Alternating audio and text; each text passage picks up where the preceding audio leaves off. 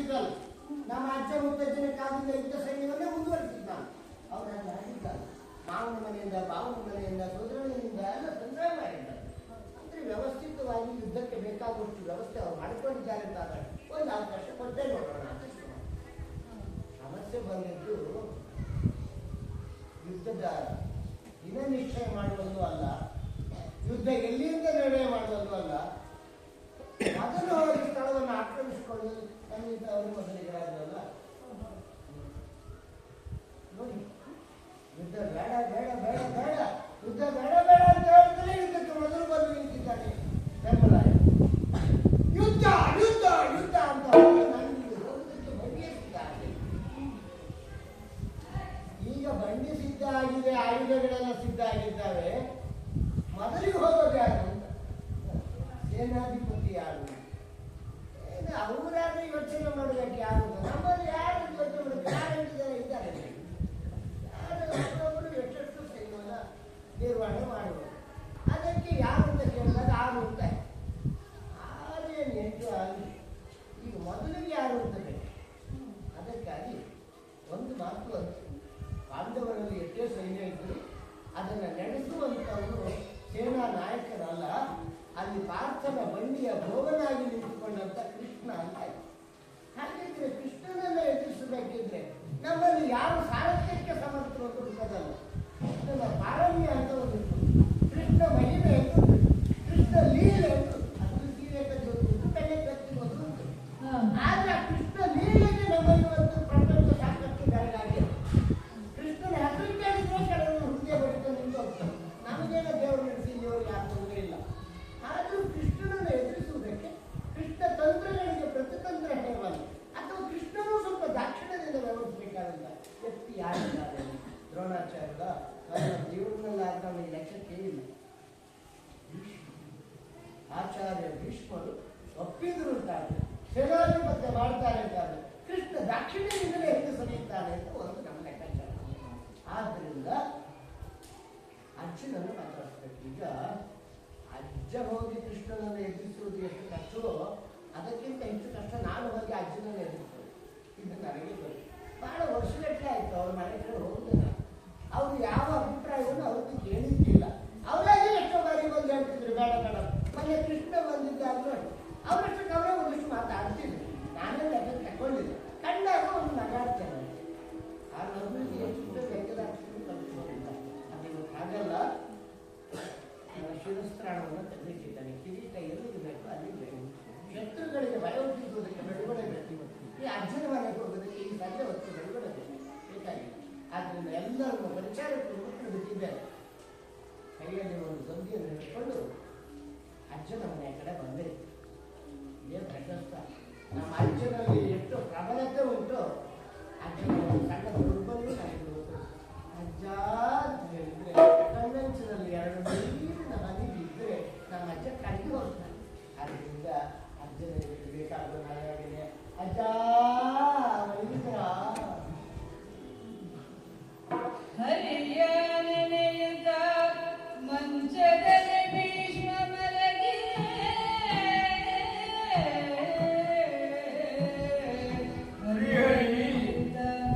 ಹರಿಯ ನೆನೆಯುತ್ತ ಮಂಚದಲ್ಲಿ ಮಲಗಿರೆ ಭೀಷ್ಮ ಮೊಮ್ಮಕ್ಕಳ ಸ್ಥಿತಿಗತಿಯ ಚಿಂತಿಸುತ್ತಾ ನಿದ್ದೆಯಿರದೆ ಹೊರನಾಡುತ್ತಾ ಹರಿಯ ನೆನೆಯುತ್ತ ಮಲಗಿರೆ ಭೀಷ್ಮ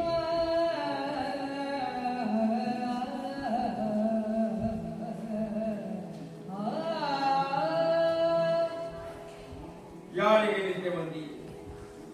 ಎಷ್ಟು ಕಾಲದಿಂದ ಈ ಹಸ್ತಿನಾವತಿ ಏಳಿಗೆ ಕುರಿತು ಚಿಂತೆ ಮಾಡಿದವ ಈ ಭೀಷ್ಮ. ಆದರೆ ದಿನಕ್ಕೂ ದಾರಿ ತಪ್ಪುತ್ತಲೇ ಹೋಯಿತಲ್ಲ. ಪಾಂಡವ ಕೌರವರೆಲ್ಲರನ್ನೂ ಒಟ್ಟು ಮಾಡಿ ಸಮಗ್ರವಾದಂತಹ ಈ ವಿಶ್ವದಲ್ಲಿ ನಮ್ಮ ಟೆಕ್ಕಾಧಿಪತ್ಯವನ್ನು ಮೆರೆಸಬೇಕು ಎನ್ನುವಂತಹ ಆಸೆ ನನಗೆ ಸಿಂಹಾಸನ ಇರಬೇಕು ಎನ್ನುವ ಆಸೆ ಇಲ್ಲ. ನಮ್ಮವರು ಚೆನ್ನಾಗಿರಬೇಕು ಎನ್ನುವಂತಹ ಬಯಕೆ. ನೆರವೇರುವ ಕಾಲವೇ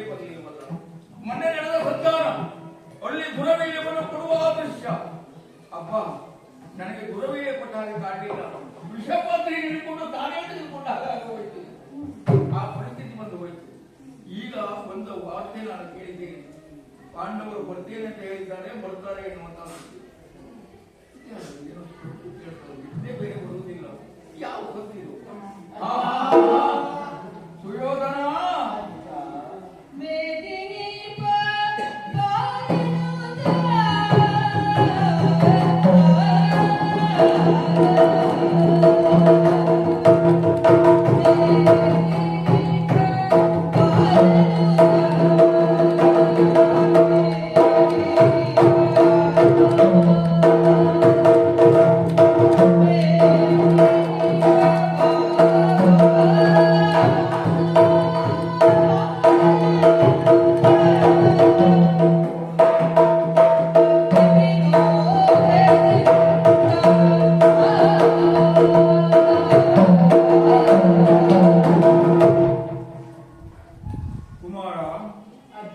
ಒಮ್ಮೆ ಪಾಲಕ್ಕೆರಗಿದ ನಿನ್ನನ್ನ ಎತ್ತಿದ್ದೇನೆ, ನನ್ನ ಎದೆಗೆ ಅವಚಿಕೊಂಡಿದ್ದೇನೆ. ಎತ್ತುವಾಗ ನೀವು ನನ್ನ ನೃತ್ಯವನ್ನು ಆಡ್ಯಾಡಿಸಿದ್ದು ಗಮನಿಸಿ ಕುಮಾರ.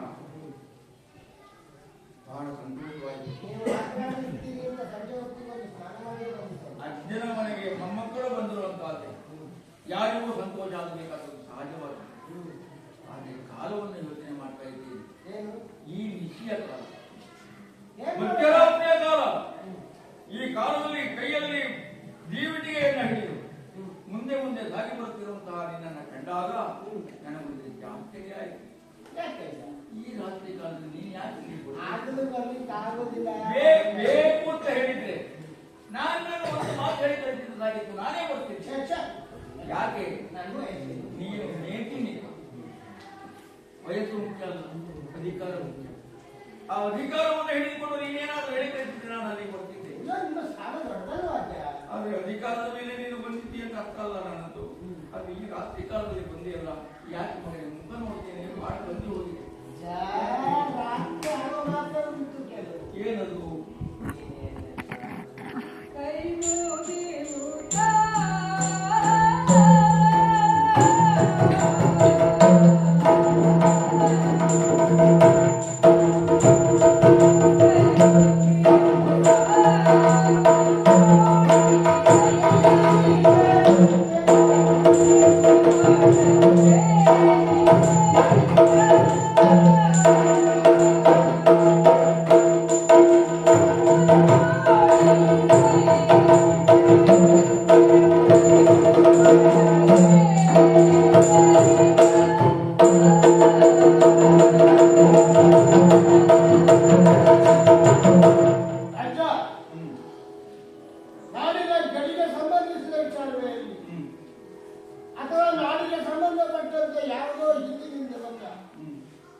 ಪರಂಪರಾನುಗತವಾದಂತಹ ಒಂದಷ್ಟು ಸಂಗತಿ ಸ್ನೇಹ ದೇಶ ಅದೇನೇ ಇರಲಿ, ಅಥವಾ ಯಾವುದೋ ಒಂದು ಘಟನೆಗೆ ಆಧರಿಸಿ ನಡೆದುಕೊಂಡಂತ ಒಂದು ಭಿನ್ನಮತದ ಸ್ಫೋಟವಾದ ವಿಷಯವು ಇದು ಎರಡು ದೇಶಗಳ ನಡುವೆ ನಡೆದುಕೊಂಡಾಗ ಅಥವಾ ಎರಡು ಶಕ್ತಿಗಳ ನಡುವೆ ನಡೆದುಕೊಂಡಾಗ ಮೂರನೆಯವರ ಹಸ್ತಕ್ಷೇಪ ಇಲ್ಲದಿದ್ರೆ ಅದು ಅಲ್ಲಿಗೆ ತಡೆಯಾಗ್ತದೆ, ಏನೋ ಒಂದು ನಿರ್ಧಾರ ಆಗ್ತದೆ. ಎರಡು ದೇಶಗಳ ನಡುವಿನ ವ್ಯವಹಾರದಲ್ಲಿ ಮೂರನೆಯವರು ಏನು ಹಸ್ತಕ್ಷೇಪ ಮಾಡಿದ್ರು ಅದು ದೊಡ್ಡ ರಾಜಕೀಯ. ನಮಗೆ ಪಾಂಡವರಿಗೆ ಇದ್ದಿದ್ದು ಒಂದಷ್ಟು ಬಾಲ್ಯ ಸಹಜವಾದ ಹುಡುಗಾಟಿಕೆ ದ್ವೇಷವೇ ಇರ್ಬೋದು, ಕೋಪವೇ ಇರ್ಬೋದು, ಏನೋ ಒಂದಷ್ಟು ನಡೀತಾ ಇತ್ತು.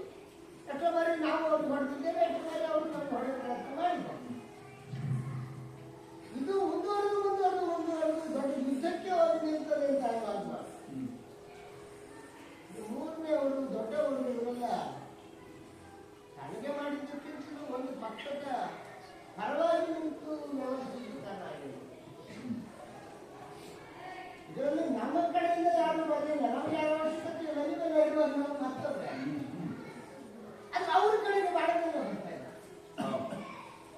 ಧರ್ಮರಾಯನಿಗೆ ನಾವು ಅವತ್ತು ಶತಾನಂದರ ಮೂಲಕ ವರ್ತಮಾನ ಕಳಿಸಿ ಆಗಿತ್ತಲ್ಲ, ಸಂಜಯನ ಮೂಲಕ ಮತ್ತೆ ಶತಾನಂದ ಬಂದಿದ್ದು. ಆಮೇಲೆ ಕೃಷ್ಣನೂ ಬರ್ತಾರೆ. ಕೃಷ್ಣನೂ ಬಂದವನು ರಾಜಸಭೆಯಲ್ಲಿ ಎಲ್ಲವ ಪಾತಕಿ ಬರಿದೆ ಸಾಯಲಿ, ಇದೆಲ್ಲ ನನಗಲ್ಲ, ನೀವು ಸಿಂಹಾಸನ ಒಬ್ಬ ಹತ್ತಿನಾವತಿಯ ರಾಜಸಿಂಹಾಸನ ಕೂತ್ಕೊಂಡ್ರೆ